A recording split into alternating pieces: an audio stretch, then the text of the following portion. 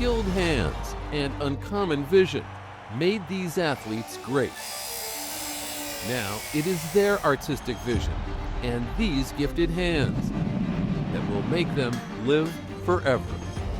Turn your mind off and you let your body work the clay.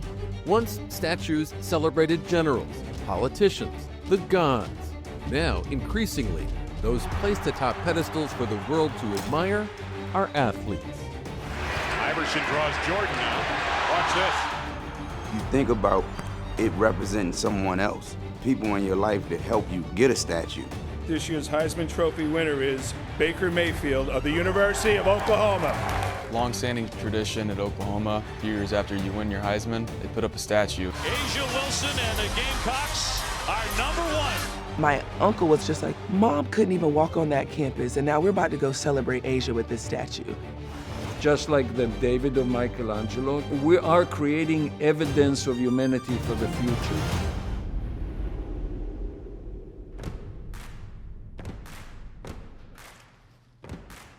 Here in Highwood, Illinois, Julie Rotblatt Amrani, husband Omri Amrani, and their team have crafted in clay, then forged in bronze, more than 80 sports statues. You can see here, recreated in the base, a movement. Unveiled to acclaim at the United Center in November of '94, their iconic Michael Jordan showcased what would become recurrent themes. Elimination of gravity, the love for the game, and the power of the human spirit. At an estimated $250,000 to $500,000 per statue, the Amranis have done lots of Lakers legends.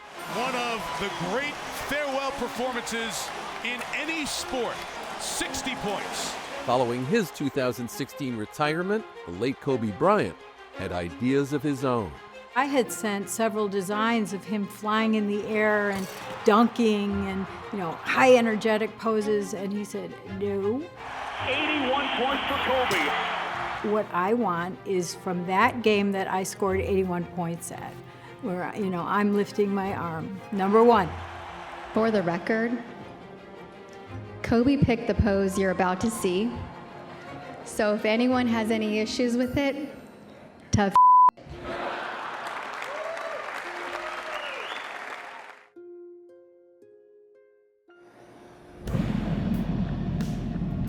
Here in Indianapolis, where he's a full-time firefighter, Ryan Feeney was crafting ironworks and sculptures at his own metal shop when he pitched himself to a Colts executive as the team looked to commission a Peyton Manning statue.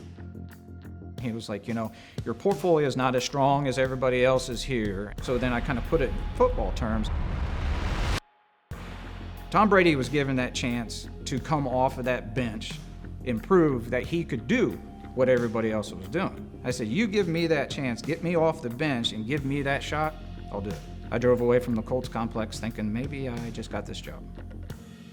He did.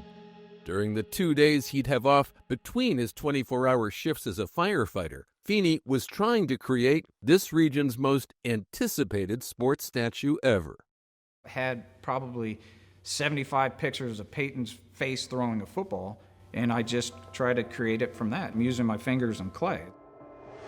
October 7th, 2017, a true underdog's make-or-break career moment. My father just passed away a year ago, and the fact that being proud of the Feeney name, he said, 100 years from now, somebody's going to know who you were. So that made me proud. But in artwork, as in sports, not everything goes according to plan. Just ask Cristiano Ronaldo. Oh my God! He looks nothing like him. Wade with a steal, with 2. Wade puts it up for the win. Yeah, baby! Dwayne Wade and his "This is my house" pose was to be depicted as the first ever statue in Miami Heat history. He came here 3 times. And we worked with him face to face. He approved everything. But after it was unveiled before a crowd of VIPs and fans, the reaction to Wade's facial expression was, well, What they do with D-Wade statue, dog? They threw him in the future. Like Grandpa Wade? Yeah. He looks like he's 90 for crying out loud.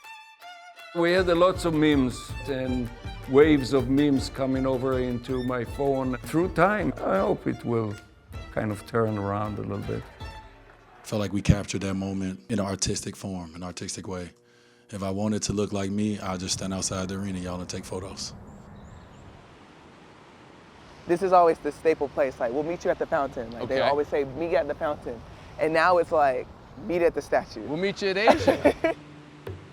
On the campus of the University of South Carolina, in front of the arena, where she led the Gamecocks to an NCAA title-winning season, there's a Julie Rotblatt Amrani statue of basketball superstar Asia Wilson. A once-in-a-generation woman. Its 2021 unveiling got Wilson thinking about this woman, Hattie Rakes, her late grandmother, a lifelong Columbia, South Carolina native, through the era of racial segregation and racist Jim Crow laws. My grandmother, Hattie Rakes, grew up in this area. When she was a child, she couldn't even walk on the grounds of the University of South Carolina. She would have to walk around the campus just to get to where she needed to go. If only she was here today to see that the same grounds she had to walk around, it now is the same grounds that houses a statue of her granddaughter.